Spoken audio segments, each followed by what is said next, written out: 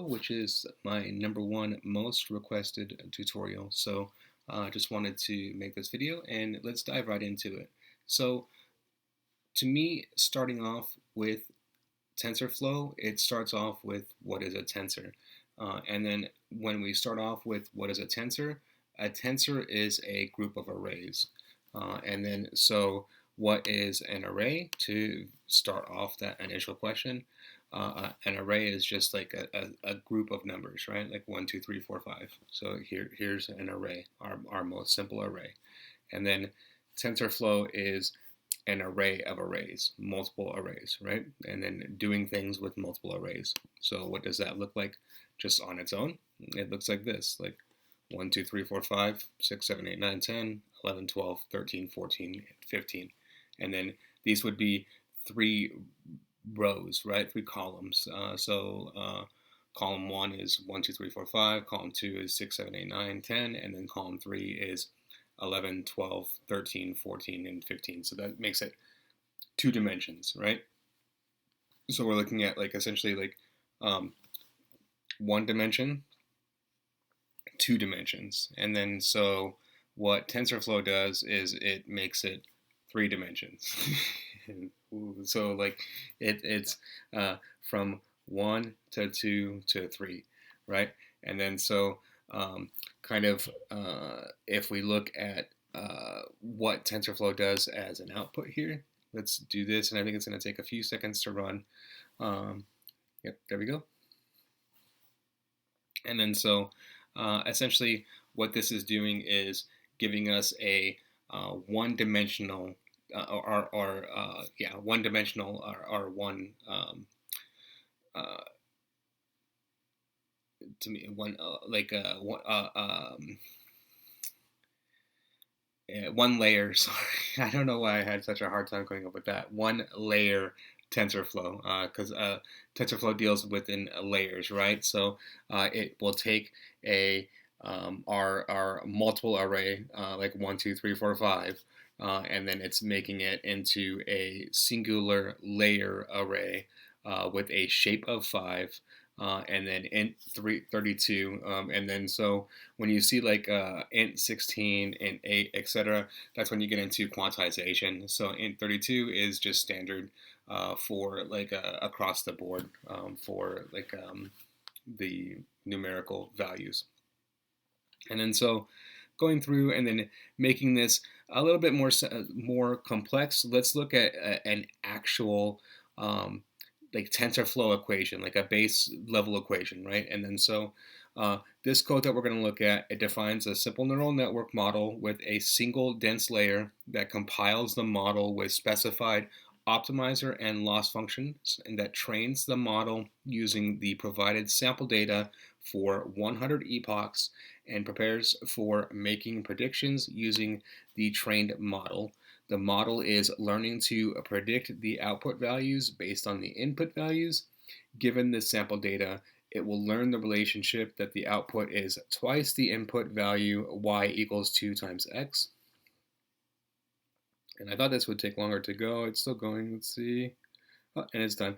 So that's why I hit play on it, because I thought it would take a few more seconds. That's right, because it's 100 epochs.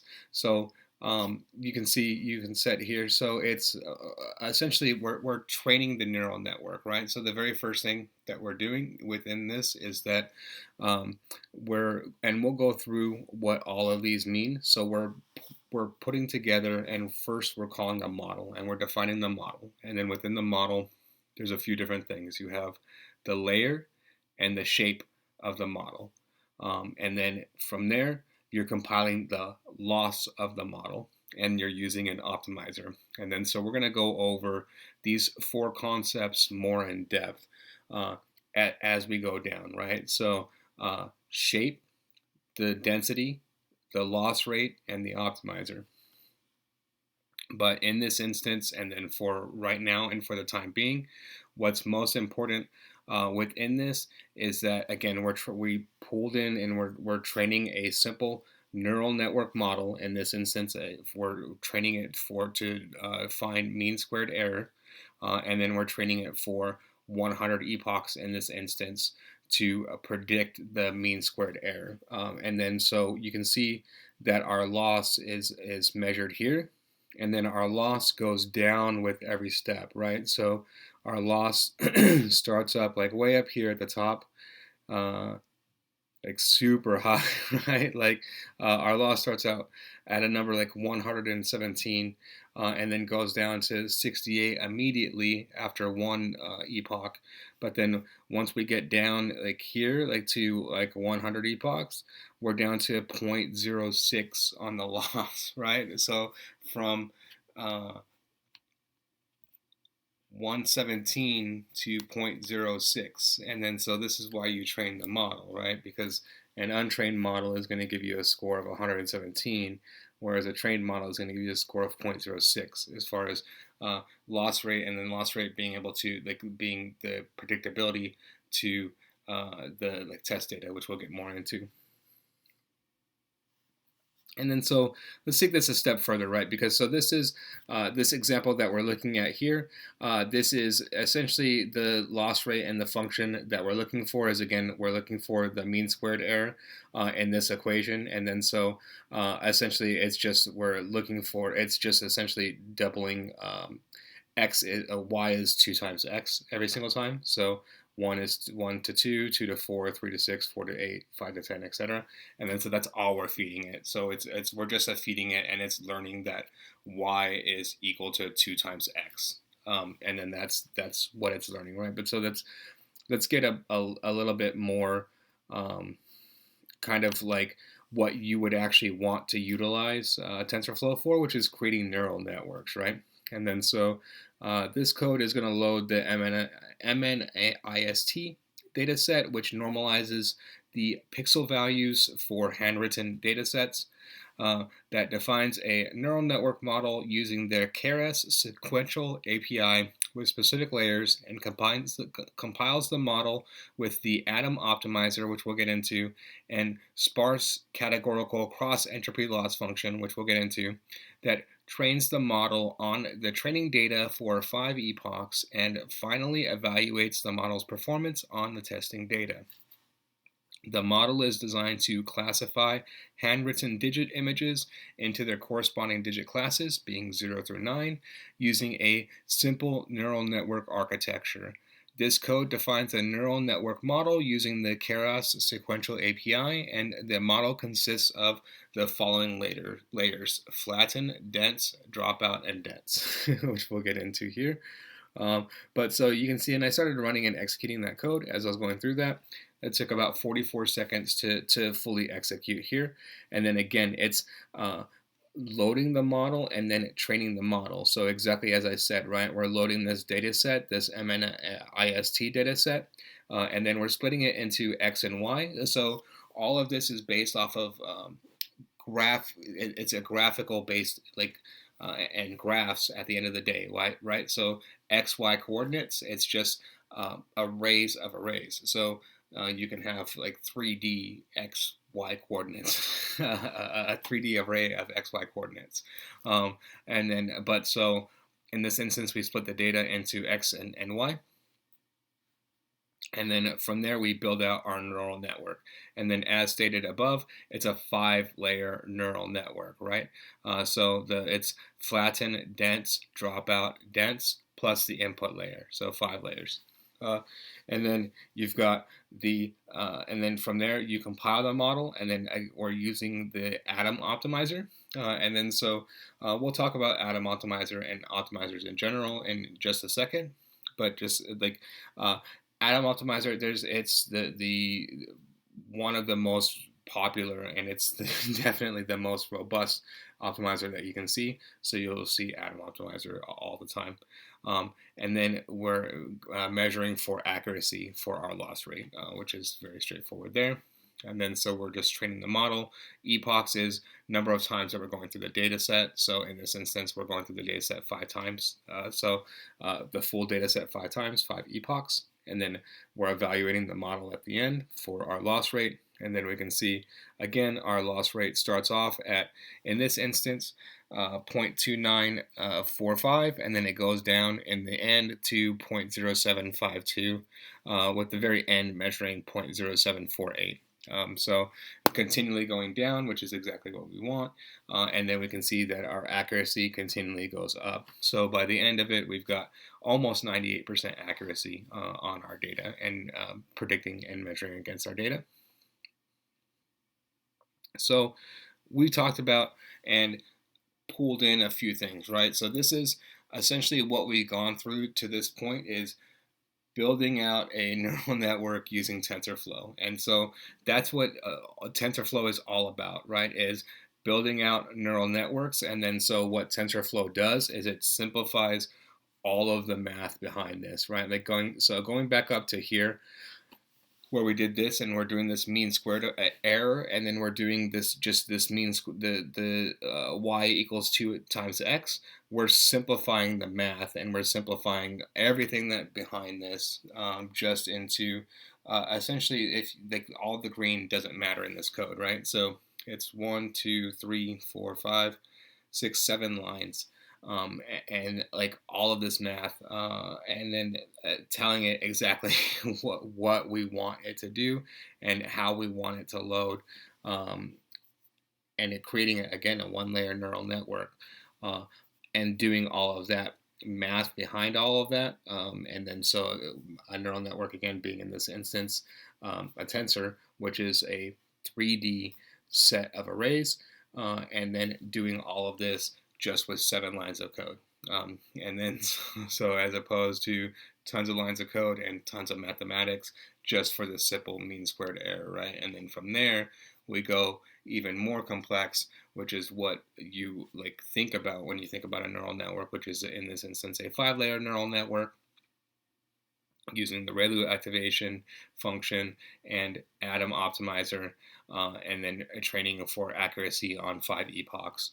And then this is 1, 2, 3, 4, 5, 6, 7, 8, 9, 10, 11, 12, 13 lines of code. So we add 2 additional lines of code essentially to get a 5-layer neural network that is very common, right? And then so in the end, this ends up training a 98% accurate neural network, right? So on this test data set here.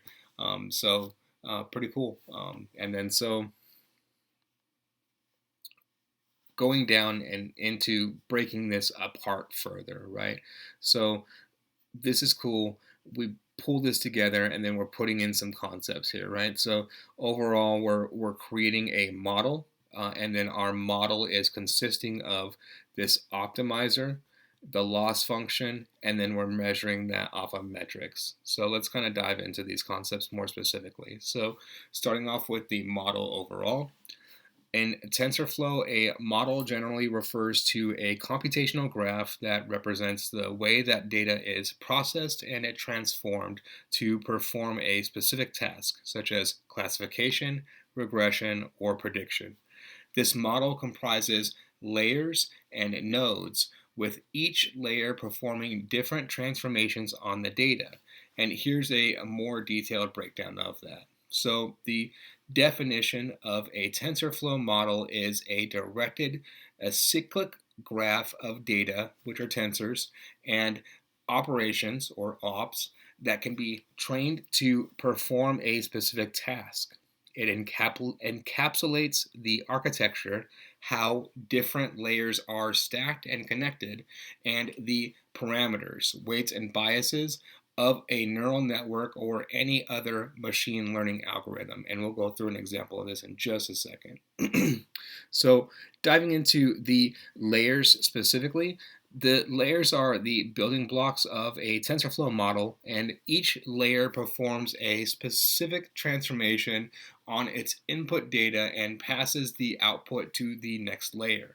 For example, a dense layer or a fully connected layer performs a linear transformation followed by a non-linear activation function, which is why you put that activation function in there. That's what it's doing at the end of the day, right? It's performing the non-linear function, like logistical regression or whatever. It's whatever it's not linear regression compilation. After defining a model, you need to compile it. This step involves specifying the loss function, which is how the model's predictions are compared to the actual target values, the optimizer, the algorithm that adjusts the model's parameters based on the data and loss function, and metrics to monitor during training and evaluation. And then so this very specifically is why Python and TensorFlow and like Python and machine learning go hand in hand, is because of this compilation process, right? And this essentially this just-in-time compilation that is built into Python and the Python libraries. It's what enables AI, this particular process. Like this particular process is 100% reliant on just-in-time compilation, which you can find only in Python libraries, just because of the way that it compiles compared to like C++ or other libraries.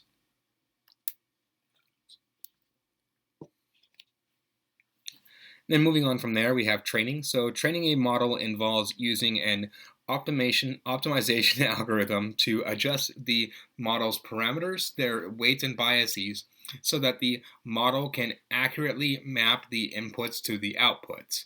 This process is done by iteratively presenting the model with training data and then calculating the loss, which we're going to get into, and using backpropagation to update the model's weights to minimize the loss.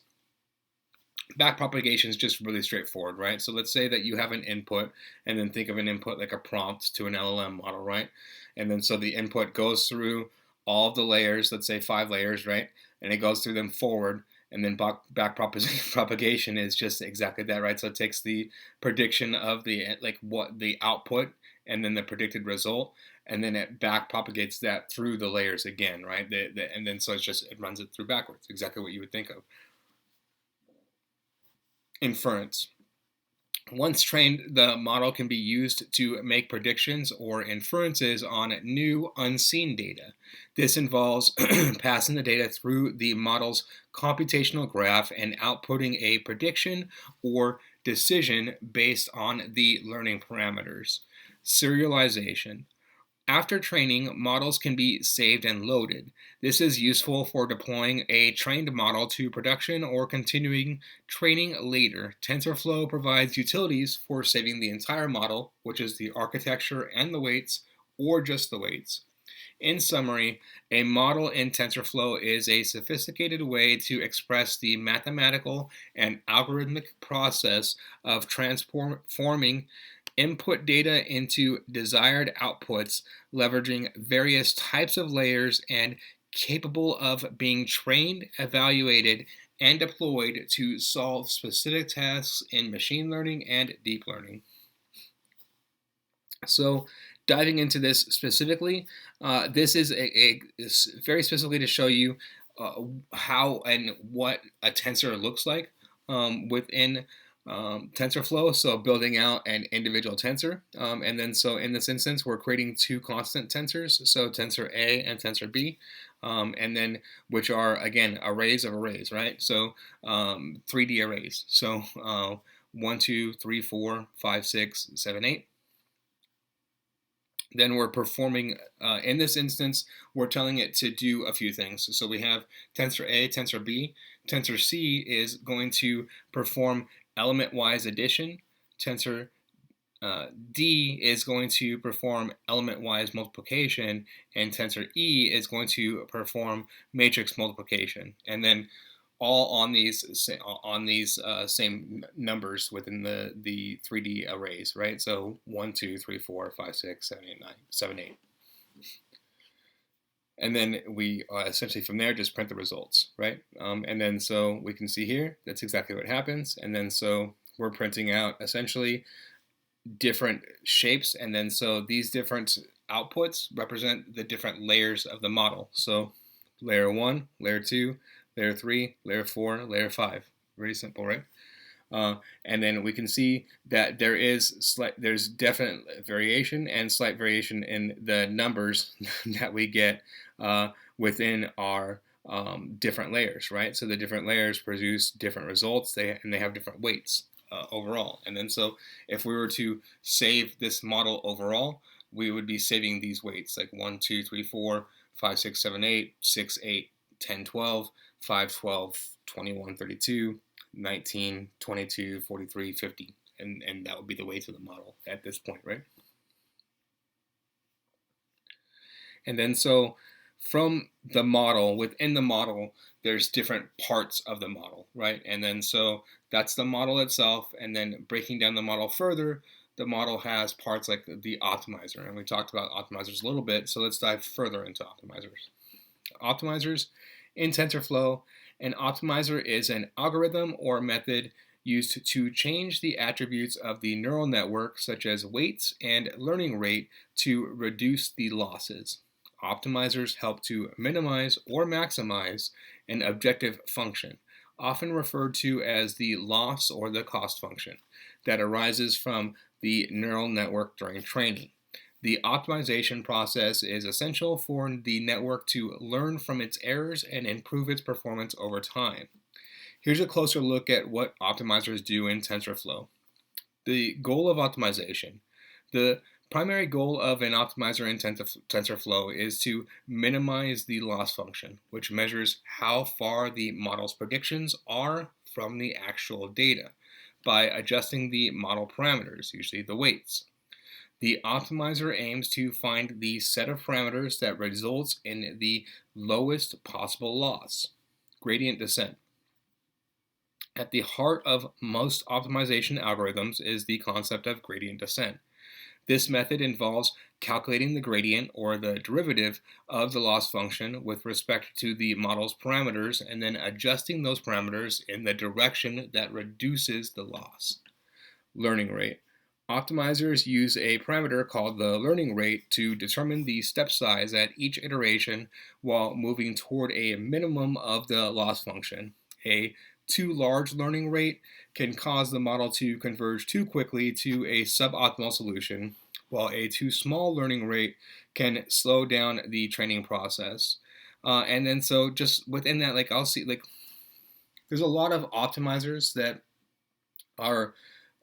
will come out and then they say that they're better than the Atom Optimizer because you look at the Atom Optimizer and then the Atom Optimizer will oftentimes it will take like 100 epochs, 1,000 epochs, and then you'll go in and you'll say, well, that I could improve that. Like I could make the model optimize within 50 epochs, and then so having that too small of a loss function, like having it optimized right away, is just as bad as having it optimized over a long period of time. And then so it's actually mathematically bad to have it optimized too quickly. And then so that's kind of what like a lot of people shoot for. And then so I see there's a lot of like optimizers that have like try to challenge the Atom Optimizer and come out and try to be better, and they're just like they're in the graveyard now. And it like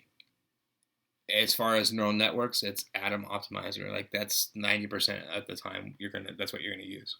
And then so types of optimizers in TensorFlow provides various optimizers, each with its approach to minimizing the loss function. Some of the common optimizers include SGD, which is the stochastic gradient descent, a simple yet effective optimizer that updates the parameters in the opposite direction of the gradient. Momentum, it accelerates SGD by navigating along relevant directions and dampens the oscillations in irrelevant directions.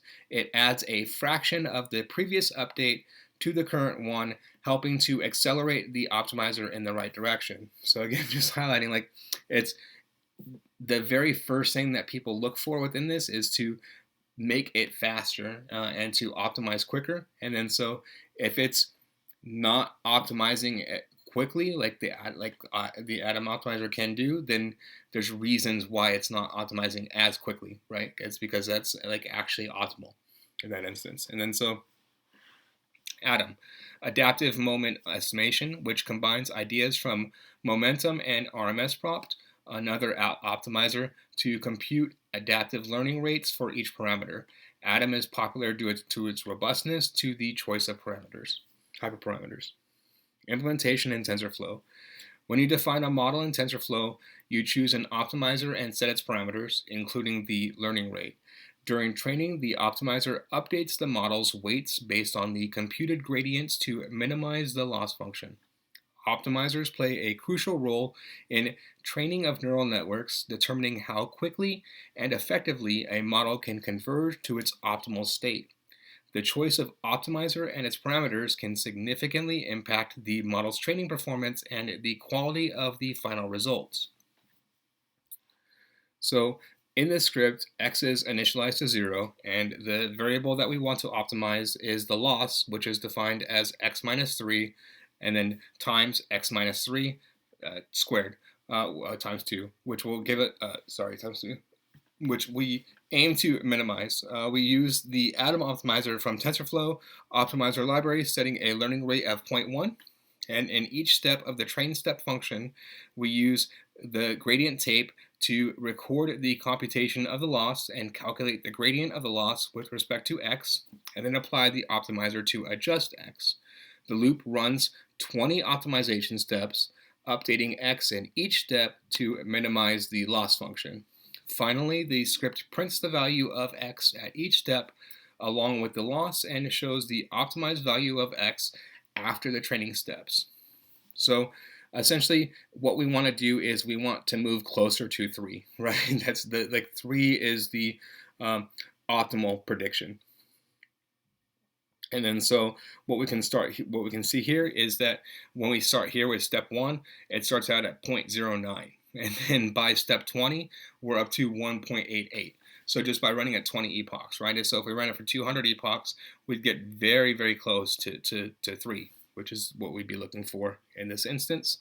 And then so you can see we have our ADAM optimizer, which we just talked about, and then we're training utilizing gradient descent and solving for gradient descent and solving the gradients, which we just talked about.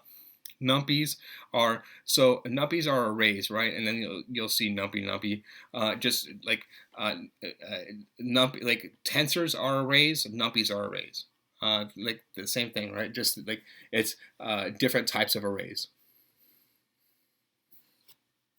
And then learning rate. The learning rate is a hyperparameter that controls how much to change the model in response to the estimated error each time the model weights are updated. It determines the step size at each iteration while moving towards a minimum of the loss function. Choosing the right learning rate is crucial as it significantly affects how quickly or slowly a network trains. Too high of a learning rate. If the learning rate is too high, the training might skip the optimal solution, as the steps taken towards the minimum are too large. This can cause the training to diverge. Too low of a learning rate. If it's too low, the steps towards the minimum are too small, which can result in a long training process that might get stuck in local minima. So adaptive learning rates. Some optimizers, like the ADAM optimizer, adapt the learning rate during training for each weight individually, which can lead to better training outcomes and alleviate the need to find the perfect learning rate. Going into the loss function specifically, the loss function, also known as the cost function or objective function, is a method to measure how well the neural network performs on the given data set. It calculates the difference between the network's prediction and the actual values. The goal of training is to minimize this loss, which theoretically aligns the network's predictions as closely as possible with the true data distribution. Regression losses. For regression tasks, which are predicting continuous values, we use the mean squared error as a common loss function for measuring the average of squares of the errors between predicted and actual values. For classification losses, for classification tasks, we use cross-entropy loss is often used, and then in binary classification, it's binary cross-entropy, while in multi-class classification, it's categorical cross-entropy, which measures the distance between the probability distributions of the predicted and actual values. So the big thing to keep in mind is that with all of these, it's measuring the semantic distance between two values, right? And between x and y, and then so it's measuring that semantic difference. You can measure that semantic distance between two values in different ways, and so that's what you're getting with regression losses there. Custom loss functions. Depending on the specific requirements of a task, custom loss functions can be defined, and TensorFlow allows the creation of bespoke loss functions if the built-in ones do not fit the particular needs of a project. In TensorFlow, you specify the loss function during the model compilation step, and you define the learning rate within the chosen optimizer. The framework then automatically applies backpropagation and gradient descent, or variations of that, during training to adjust the model weights and minimize the loss. Both the learning rate and the loss function are fundamental to the training process as they collectively guide the optimization algorithm in shaping the model to best approximate the underlying data patterns. So below is a Python script that demonstrates the use of a specific learning rate and loss function in TensorFlow to train a simple linear regression model. This model will try to learn the relationship between two variables and to predict the output from the input x. So here's what the script does in general. Data generation, it creates a simple linear relationship between x and y, where the formula is y equals 3 times x plus 2 with some added noise in there. The model definition is a simple linear model where y equals wx plus b, and it's defined using a TensorFlow model. It has two variables, which are w and b, weight and bias, which the model will learn. And then the loss function utilizes the mean squared error loss function, so MSE, and it's utilized to measure the difference between the predicted values of y and the actual y values, so predicted y and actual y. The optimizer in this instance is the SGD optimizer, so stochastic gradient descent, with a learning rate of 0.01. So every single step it will increase by 0.01 or decrease by 0.01 is used to update the model's weights and biases. And then our training loop, the model's trained for 100 epochs, updating the weights and bias in each epoch to minimize the loss. And then the output, the script prints the loss every 10 epochs and outputs the learned values of W and B, and then tries to get them close to 3 and 2 respectively if the model's learned correctly. And then so we look through our code here, and then we can see it's just up top here, all of our math, and then the training function, and then it's training, and then we go down, and then we want it to get close to 3, and then we get it to 3.08, and then this one we want to get to 2, and we get it to 1.58. So a little bit less on this one, but this one we're hitting right there. So with W, with the weights, we're good. With the bias, we want to make some adjustments, right? And then so that's kind of what that shows. And then so within this, the last thing that I want to talk about is we've gone through kind of these concepts, and then there's this concept of shape, right? Of data shape. And then so we're dealing with a 3D arrays and multiple arrays. And then so in this instance, we're taking like mathematical equations and mathematical functions like this, and then we're outputting a result. And then every time you'll see we're putting like shape, right? Shape equals. And then we're going through and then we're shaping that result. What shape is the shape of the tensor, right? So again, a tensor is a 3D array, so like an array of arrays, and then so we're defining the shape, the 3D shape of the graph, basically. and then that's what we're defining when we're defining the shape.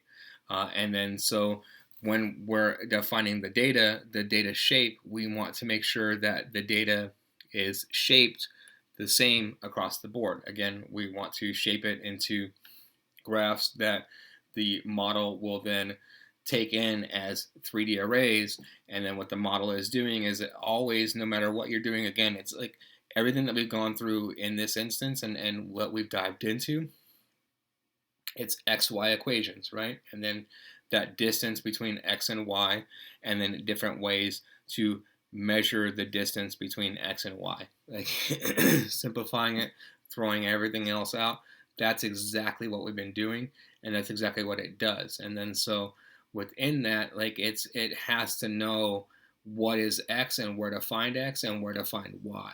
And then so how it utilizes that and how it knows that, since it doesn't have eyes or anything like that, it uses shape. So you tell it exactly what the shape is.